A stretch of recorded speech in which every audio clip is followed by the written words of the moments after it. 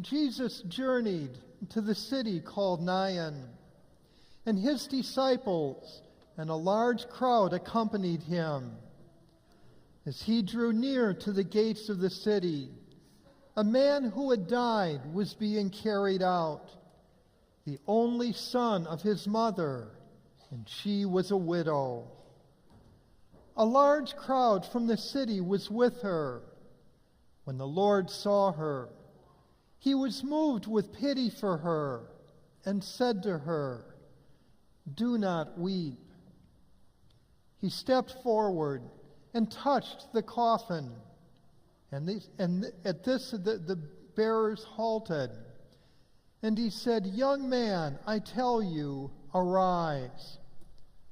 The dead man sat up and began to speak, and Jesus gave him to his mother. Fear seized them all, and they glorified God, exclaiming, "A great prophet has arisen in our midst, and God has visited his people." This report about him spread through the whole of Judea and in all the surrounding region. The Gospel of the Lord. Praise to you, Lord Jesus Christ.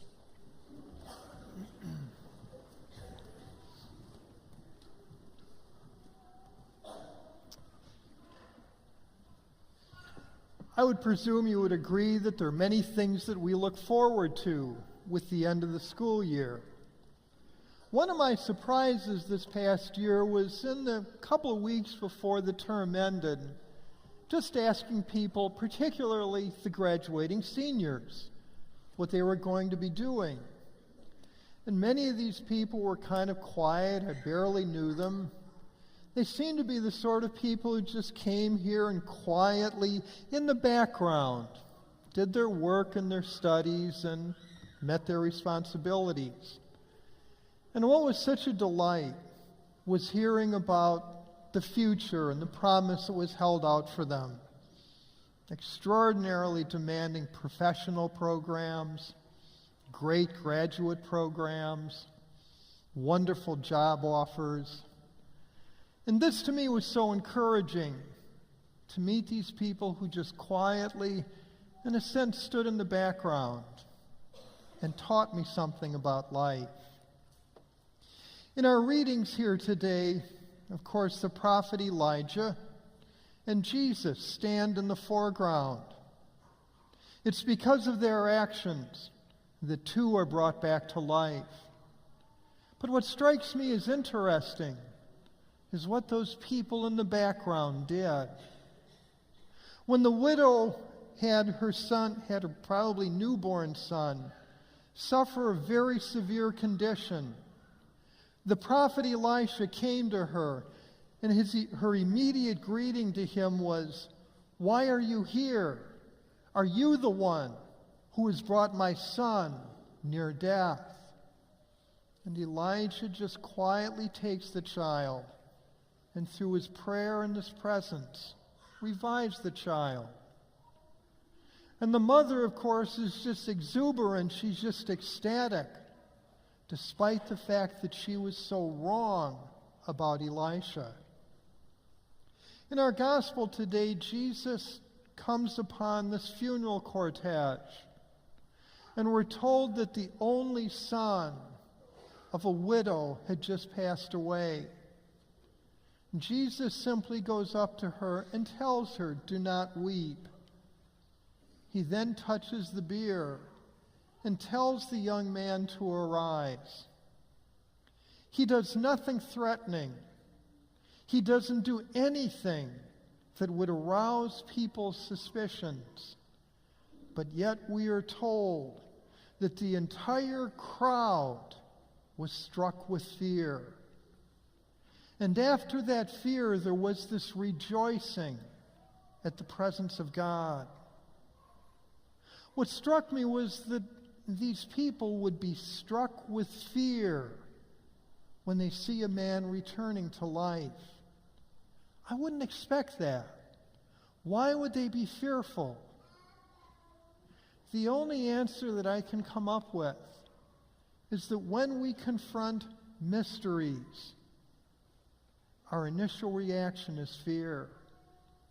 When we confront something that we've never had any experience of before or any idea whatsoever of it occurring, we are fearful. It's the only way I can explain this. They were confronted with a mystery, and it was a mystery that they couldn't control. They didn't know what that mystery would mean for them. But of course, Jesus comes to this woman and her son, and he has nothing but mercy and compassion and pity and understanding in his heart. But it's the mystery that caused them fear. I raise this because I think this is very much the reason why the faith of so many people seems to be weak. Our Christian faith, if it is anything, is a religion of mystery. The great mystery we confront is God in all of his perfection, all of his love and power, becoming one of us. So frail, so weak, such an enigma. This is the great mystery. In our Catholic faith, we carry this even further and declare that this God comes to us in the form of bread and wine, individually, personally, uniquely for us. And we go even further and declare that this God who comes to us in the form of bread and wine will raise us back to life. Not just to this life, but to life with God the Creator, the Redeemer, and the Sanctifier. We believe that God raises us to a life of perfect love, perfect goodness, and holiness. And these are all mysteries which we cannot comprehend. How can these things come about? We ask ourselves.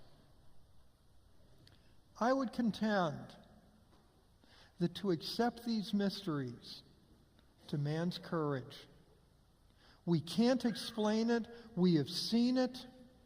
We experience it. And we believe it. And it takes courage to believe in these mysteries.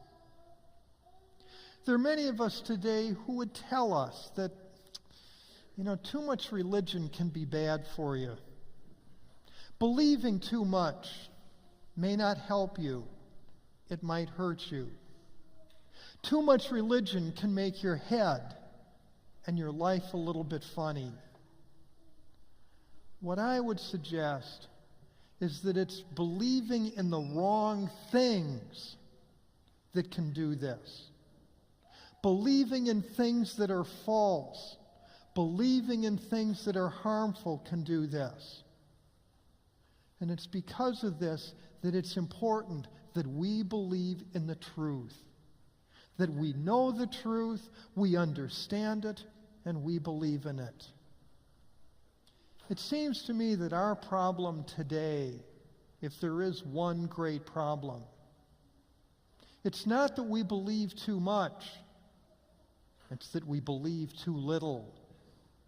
And in believing so little, the evils of which we are so capable are given very much of a free rein. It's a challenge to believe. It takes courage. And we shouldn't be afraid to claim what we believe. The problem with believing too little is that we deprive ourselves of what those beliefs can bring us. If we believe that God is love and God is good, then we open our lives to all of that love and goodness.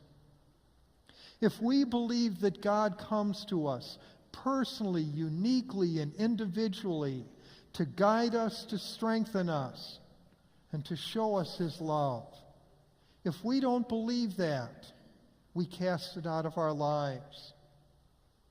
if we believe that there really is no resurrection, that what we have now is all there is, what we are doing then is opening our hearts and our lives to a hope that only God can give.